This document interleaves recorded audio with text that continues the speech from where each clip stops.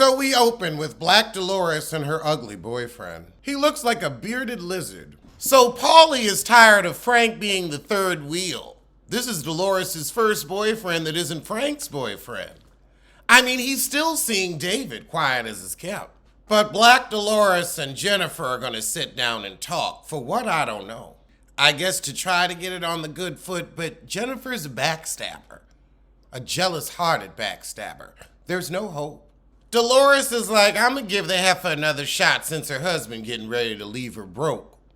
Over with Rachel. So she wants to adopt his kid who's about to be in college anyway, and he's like, look, I don't really want no more kids, nor do I want to deal with this baby mama.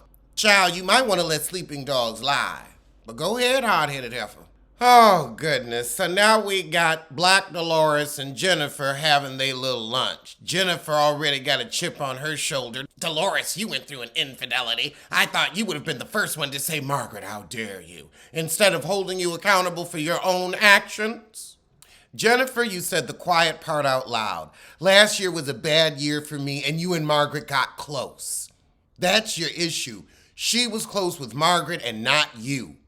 She sees your bad behavior. So they call a truce, and Dolores is like, I'll be careful what I say around you. I didn't know I triggered you, and Jennifer's still gonna be an ass. But now we get to her marital problems, and Bill ain't spending no time with them chitlin', because he don't want them chitlin', and you done spoiled them chitlin', and he don't want to look at your spoiled ass.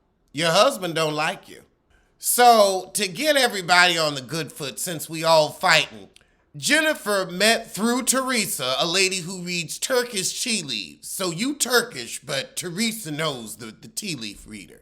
And you're going to have it at the Lolo's because you can't have Margaret at your house. Your empty airport. Girl, boom. Over with Joe and Melissa, they talking about their new heezy. Best fiends. So now we have troglodyte Teresa on the phone with Danielle saying that Melissa refused to give Louis her mama's number so he could invite her to the wedding. The chimpanzee coupling. The simian ceremony. Oh, God, and then Louis fake crying with those chiclets. Oh, it's too much.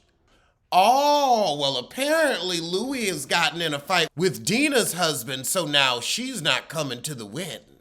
Danielle, however, is mad at Rachel for throwing her under the bus with Marge. I do agree that they shouldn't have been talking about the other side of the story with her bro, but she's bothered that it made her want to leave, so she's gonna address it. But now we all arrive at Paul's beautiful home for dinner. His house is as pretty as he is ugly. See, Dolores is doing it right. She's dating winners who are building her houses. Aha! So Melissa asks, so why are you two throwing a party together? Now, Melissa, you know good and damn well it's because Jennifer don't want Marge in her airport. Also, that tacky furniture. Oh, Dolores, that was cute of you to cover it up. Black Dolores said Jen didn't think everybody would go to her house, but I knew they'd come to Paulie's. But Marge is starting. Somebody asked about Danielle, and she said, oh, the booge who left in a huff, asking about her brother. Well, maybe, do you want people asking about your kids? You got real testy. Real testy. She gonna walk in on them talking about her. Or maybe that's just how they're editing it. So Jennifer is on Danielle's side. Jen Fessler says, well, if you're gonna open up, honey, I'm gonna tell you how I feel.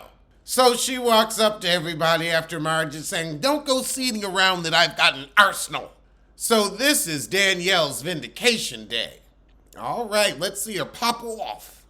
So Teresa's not there because she has the vibe. But she's asked Black Dolores and Jennifer to be bridesmaids. But with that announcement, Melissa gets her twat in a twist. I don't know why she cares so much about this monkey marriage. Melissa said you weren't even at her engagement party. Oh God, you are mad. Why? Why, Melissa? Why do you care? You don't like this woman. Teresa thinks it's because Louis fell out with Dina's man, which could be true. But now we're sitting down to dinner. Dolores invites all the girls to go to Ireland. Since I'm a bridesmaid now. You've been a bridesmaid for all of 2 seconds and now, oh, we're heading to Ireland. Girl, David wouldn't even be seen crossing the street with you and this man taking you to his motherland.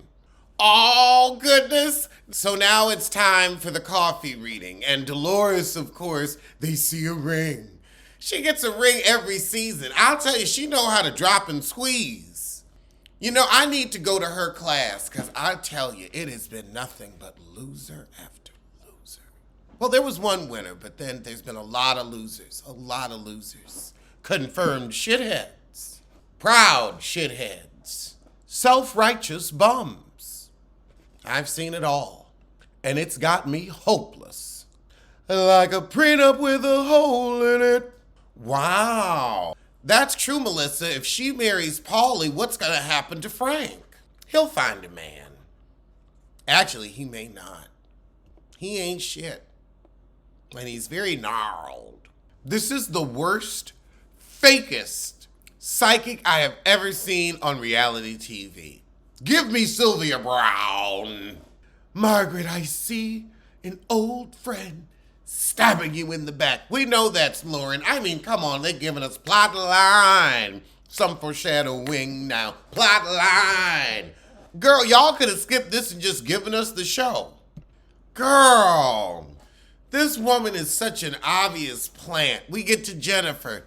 You're all about family. I see people have offered you things and endorsements, but you turn it down for your kids. Phony. And Jennifer's bad acting. Everybody is laughing at you. This is piss poor. Piss poor. Oh my God. Marge went on and asked, did Jennifer speak to you before this? The lady said, I actually read the word endorsement. Oh my God, no you didn't. And I need my ass whooped for watching.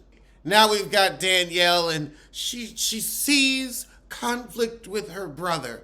God, this is just so bad.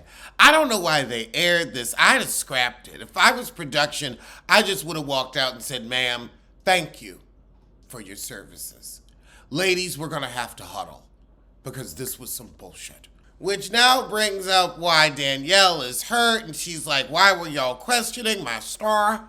Danielle says, you know, I was just so hurt I had to run off last time because, Rachel, you made it seem like my conversation was to trash Margaret, and it wasn't.